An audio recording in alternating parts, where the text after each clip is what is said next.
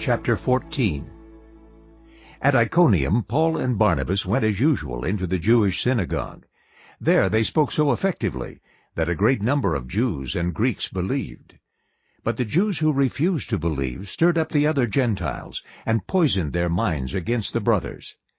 So Paul and Barnabas spent considerable time there, speaking boldly for the Lord, who confirmed the message of His grace by enabling them to perform signs and wonders. The people of the city were divided. Some sided with the Jews, others with the apostles.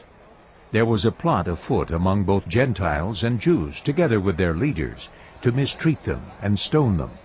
But they found out about it and fled to the Lycaonian cities of Lystra and Derbe, and to the surrounding country, where they continued to preach the gospel. In Lystra there sat a man who was lame.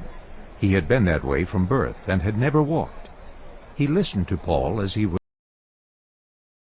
speaking. Paul looked directly at him, saw that he had faith to be healed, and called out, "Stand up on your feet." At that the man jumped up and began to walk. When the crowd saw what Paul had done, they shouted in the Lycaonian language, "The gods have come down to us in human form!" Barnabas they called Zeus, and Paul they called Hermes, because he was the chief speaker. The priest of Zeus, whose temple was just outside the city, brought bulls and wreaths to the city gates, because he and the crowd wanted to offer sacrifices to them. But when the apostles Barnabas and Paul heard of this, they tore their clothes and rushed out into the crowd, shouting, "Friends, why are you doing this? We too are only human, like you. We are bringing you good news, telling you to turn from these worthless things to the living God, who made the heavens and the earth and the sea and everything in them. In the past, He let all nations go their own way, yet He has not left Himself without testimony. He has shown kindness by giving you rain from heaven and crops in their seasons. He provides you with plenty of food and fills your hearts with joy." Even with these words, they had difficulty keeping the crowd from sacrificing to them.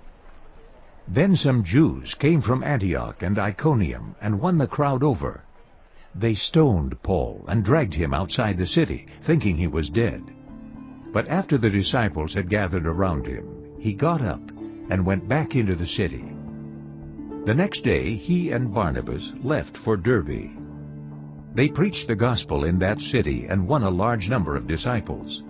Then they returned to Lystra, Iconium, and Antioch, strengthening the disciples and encouraging them to remain true to the faith. "We must go through many hardships to enter the kingdom of God," they said. Paul and Barnabas appointed elders for them in each church, and with prayer and fasting committed them to the Lord in whom they had put their trust. After going through Pisidia, they came into Pamphylia, and when they had preached the word in Perga, they went down to Attalia. From Attalia they sailed back to Antioch, where they had been committed to the grace of God for the work they had now completed. On arriving there, they gathered the church together and reported all that God had done through them, and how He had opened a door of faith to the Gentiles. And they stayed there a long time with the disciples.